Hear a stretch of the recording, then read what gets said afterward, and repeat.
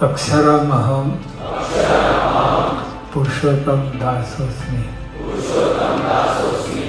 अक्षर एवो हूँ पुरुषोत्तमનો દાસ છું। अक्षरम अहम पुरुषो। नारायण नारायण सबको। गणपति जी का महापर्व चल रहा है तो हम सबके परिवारों में एक अलग ही आनंद उत्साह है।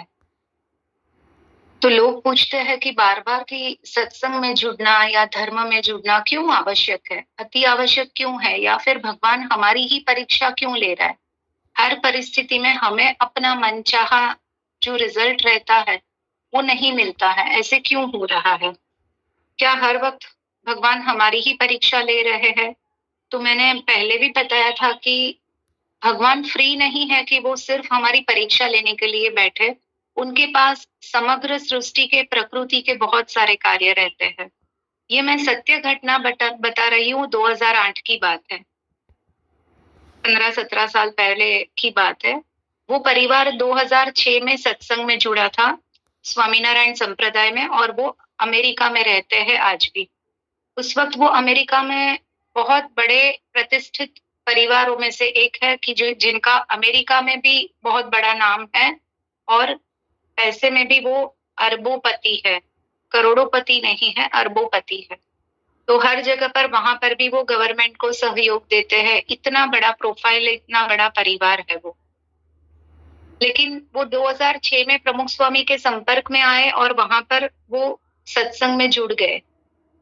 अभी हर साल भगवान को हर मंदिर में अन्नकूट की सेवा होती है। तो ये इतना बड़ा व्यक्ति है तो अन्नकूट की सेवा में वो हमेशा ही जूठे बर्तन धोने की सेवा लेता था। सब लोग उसको ना बोलते थे कि जिंदगी में आपने कभी ये कार्य किया नहीं है। तो बोला कि मुझे खाना पकाना नहीं आता है अन्नकूट में ठाकुर जी के लिए, और उसके लिए दूसरे सेवार्थी है।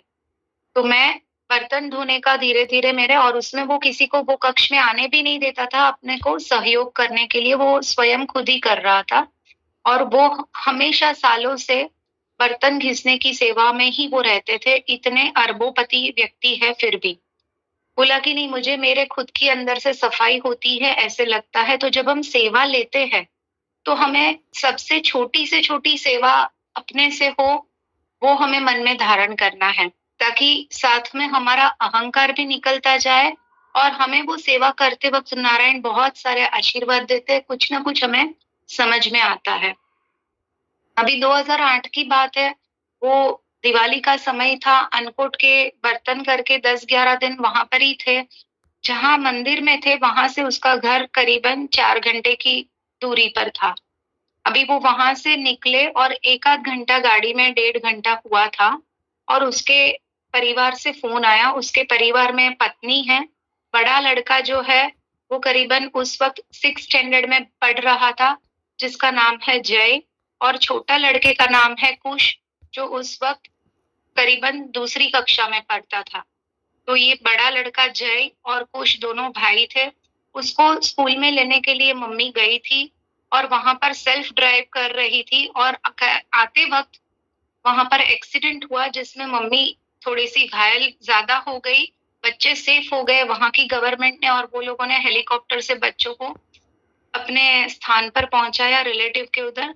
बड़े बच्चे जय का पापा को कॉल आता है कि पापा, मम्मी हमें लेने आई और इस प्रकार हम अंकल के परिवार में अभी बैठे हैं, हमें यहाँ पर पुलिस छोड़ के गई है और मम्मी XYZ हॉस्पिटल में है अभी।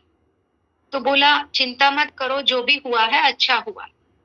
अभी वहां पर अगर हम अपने को उस परिस्थिति में रखे तो मैंने इतनी सेवा की है, पैसे से तो की है, लेकिन शारीरिक भी मैंने छोटा काम किया है। तो मेरे साथ भगवान ने ऐसे क्यों किया? कुछ क्षण के लिए हमें गुस्सा भी आ जाता है कि भगवान हमेशा मेरे साथ ऐसा क्यों करते हैं। तो यहाँ पर ही हमारी जो निष्ठा रहती है, हमारी श्रद्धा रहती है, उसकी प्योरिटी और क्वालिटी चेक होती है स्वयं की, आत्मा की, परमात्मा के साथ। उन्होंने बोला कोई बात नहीं, मैं अस्पताल में पहुंचता हूँ। वो व्यक्ति अस्पताल में पहुंचते हैं। डॉक्टर ने बताया कि थोड़े से स्टिचेस दिमाग में ऊपर मस्तिष्क में आए हैं, लेकिन 1-2 घंटे में उसको एनेस्थीसिया का पावर उतरेगा तो वो व्यक्ति आप लोगों को बोलेगी और अभी वो कोमा टाइप ऑफ सिचुएशन में है। लेकिन घबराने की कोई भी बात नहीं है, बहुत ही अच्छे से वो बच गए हैं। वहां पर वो सिर्फ स्वामीनारायण महामंत्र की धुन कर रहे थे। उनकी तबीयत अच्छी हुई, डॉक्टर ने बोला कि अभी आप घर पर जा सकते हो। तो ये व्यक्ति ने डॉक्टर को पूछा कि डॉक्टर आपको कुछ भी ऐसे लग रहा है तो आप हमें बताइए। तो बोला नहीं, सब कुछ तो टेस्ट कर लिया है, सब कुछ रिपोर्ट्स नॉर्मल आए हैं, कोई भी रिपोर्ट में कुछ तकलीफ नहीं आई है। तो बोला कि फाइनल बिल बना दो, डिस्चार्ज का समय हो चुका। अभी जब फाइनल बिल बनने के लिए गया तब वहां पर डॉक्टर ने बोला कि अगर आप बोल रहे हो तो हम सिर्फ एक एमआरआई नहीं करवाया है, अगर कुछ मस्तिष्क में अंदर कुछ लगा है तो हम एमआरआई जरूर करवा लेते हैं, ताकि हमें अपनी मन का समाधान हो जाए और कुछ भी ऐसे झंझ न रहे कि मैंने ये चीज नहीं करवाई। और वो एमआरआई के लिए उनको स्ट्रेचर पर लेके जाते हैं, एमआरआई करवाते हैं। एमआरआई करते वक्त ही डॉक्टर एकदम जोर से अंदर से डर गया और बाहर आए। अमेरिका की ये सत्य घटना है। और उन्होंने बोला कि इनके मस्तिष्क में, ब्रेन के अंदर एक गांठ है, बहुत बड़ी गांठ है। वहां पर इंग्लिश में उनको ट्यूमर बोलते हैं। और वो ट्यूमर इस प्रकार की है कि वो कभी भी फट सकती है, और वो जैसे फटेगी तो वो तुरंत ही देह छोड़ देंगे। और जो गांठ है वो बलून की अवस्था में फूक चुकी है, बड़ी हो चुकी है। तो उन्होंने बोला कि हमारे पास ऑपरेशन थिएटर के लिए डेट्स बुक करने के लिए भी समय नहीं है, हमें इसी क्षण इसका ऑपरेशन करना पड़ेगा। लेकिन इसमें एक दुविधा है कि अगर आप हाँ भी बोलते हो तो ये जो गांठ का ऑपरेशन है वो मिनिमम 10 घंटा चलेगा।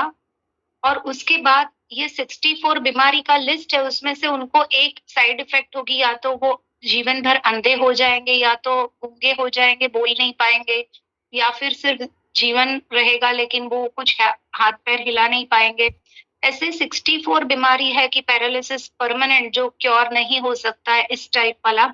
इसमें से कुछ भी एक बीमारी ऑपरेशन के वक्त उनकी बॉडी कैप्चर करेगी, और फिर वो जीवित रहेंगे या नहीं रहेंगे वो बात की बात है।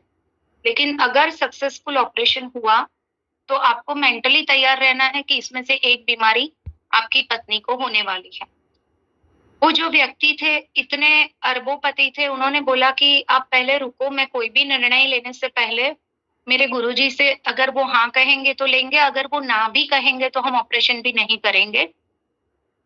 उस वक्त प्रमुख स्वामी भारत देश में थे, इंडिया में थे। वहां से कॉल आया और उनको बताया गया कि इस प्रकार की परिस्थिति है। तो प्रमुख स्वामी महाराज ने बोला कि महाराज स्वयं ऑपरेशन के लिए जाएंगे, आप डॉक्टर को हाँ बोलो, लेकिन डॉक्टर को बताना कि ये ऑपरेशन महाराज के माध्यम से होगा, महाराज स्वयं करेंगे, आप बिल्कुल निश्चिंत हो जाओ। बोला कि ये 64 बीमारी में से एक बीमारी डॉक्टर ने बोला है, ये सब टर्म्स कंडीशन है।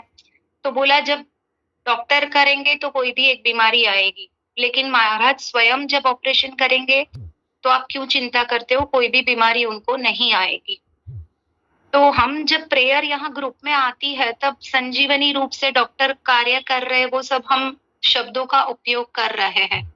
तो उसमें किस प्रकार की भावना हम अंदर जोड़ते हैं वो बहुत मायने रखता है। वहां पर प्रमुख स्वामी ने बोला ऑपरेशन करीबन 12 से 12.5 घंटा तक ऑपरेशन चला। उसके बाद वो लेडी को बाहर लाया, आईसीयू में रखा, 48 आवर्स ऑब्जर्वेशन में था। ये व्यक्ति ने पूछा कि पत्नी ने कौन सी बीमारी लगी है। व्यक्ति ने, प्रमुख स्वामी ने जो बताया था वो बताया था कि हमारे स्वामीनारायण भगवान ही उनका ऑपरेशन करने के लिए आएंगे, आप तुरंत ऑपरेशन शुरू करो।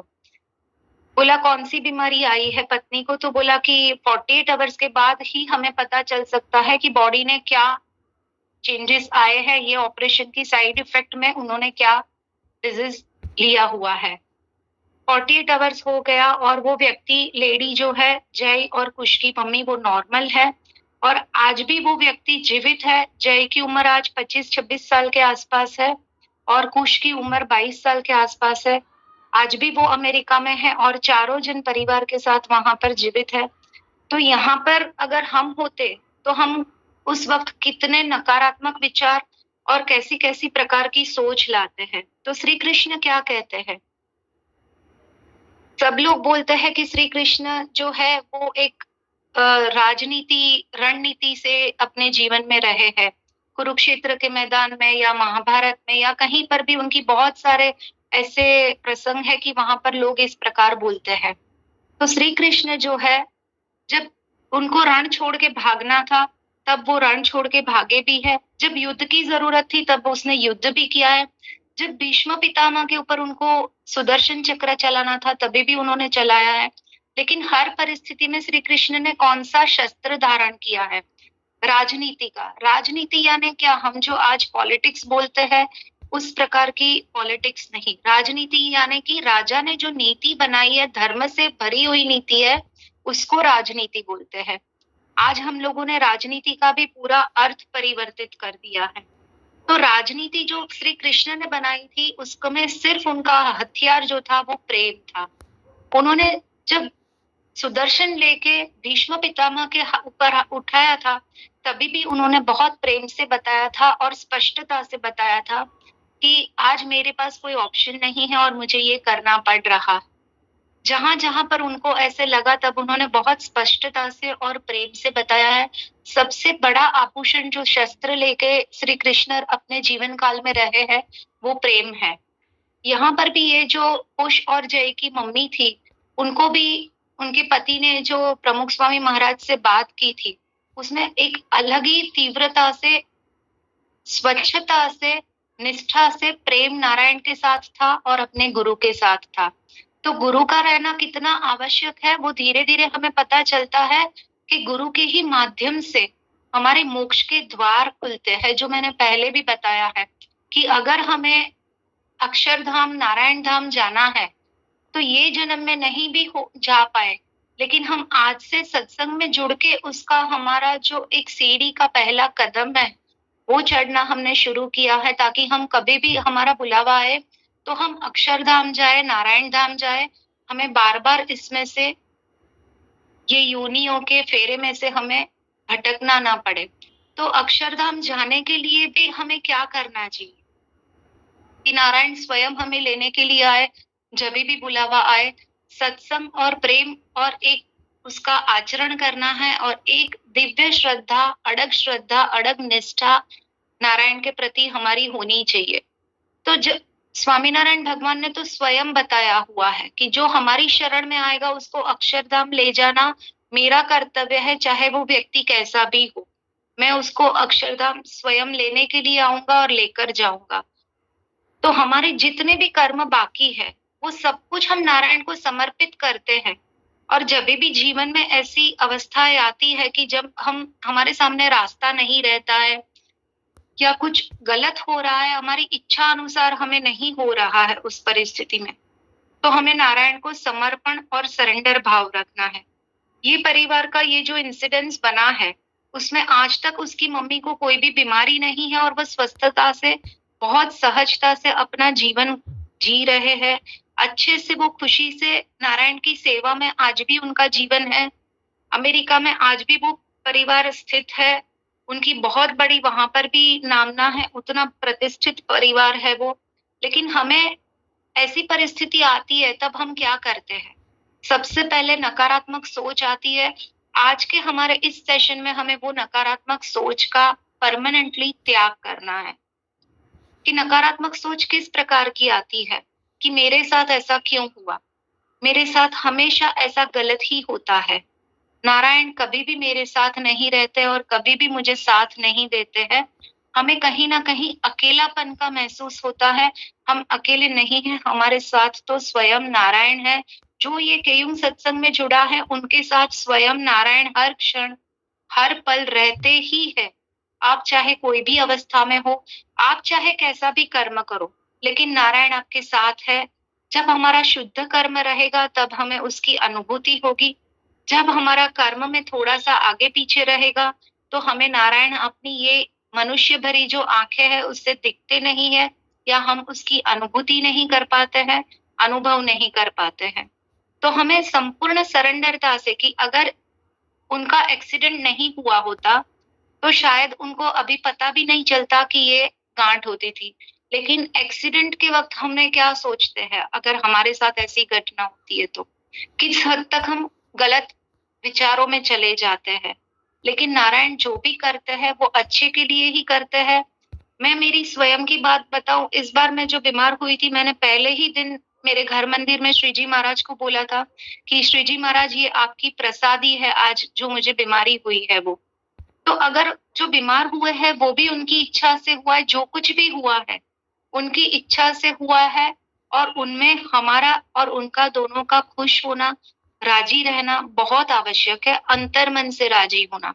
हम कैसे राजी होते हैं ऊपर से, जब हमारे पास कोई ऑप्शन नहीं रहता है कि ठीक है भगवान ने बोला है, इन्होंने बोला है तो ठीक है, ऐसे हमें राजी नहीं होना है। हमारे पास तो सत्संग का बल है, नारायण रूपी बल है। अगर हम वो बल को धारण करते हैं तो उसमें हमें बहुत सारा परिवर्तन दिखता है। अपने इस परिस्थिति में भी मुझे स्वयं को भी मेरी ये बीमारी में बहुत सारा कुछ परिवर्तन दिखा है मेरे स्वयं के अंदर, और बहुत सारी उसमें जर्नी में, ये जो 1 महीने की जर्नी है उसमें मुझे कुछ अलग महसूस हुआ है। तो ये सब नारायण की ही कृपा है, उनके ही आशीर्वाद है। अगर हमें 100% नारायण को सरेंडर होना है, तो जीवन में परिस्थिति जो भी आती है, उसको प्रसाद मान के, नारायण की इच्छा मान के सहर्ष स्वीकार करो। और उसमें जब हम सामने रिजल्ट के लिए या जो कर्म करते हैं, उस वक्त हमें रिस्पॉन्ड के वक्त धर्म को साथ में रखना है, नारायण को साथ में रखना है। तो अपने आप आपको जो फल मिलेगा वो, और फल हम भुगतेंगे वो, दोनों ही दिव्य रहेंगे। तो हमें उस दिव्यता तक पहुंचना है धीरे धीरे, सत्संग के माध्यम से। नारायण नारायण।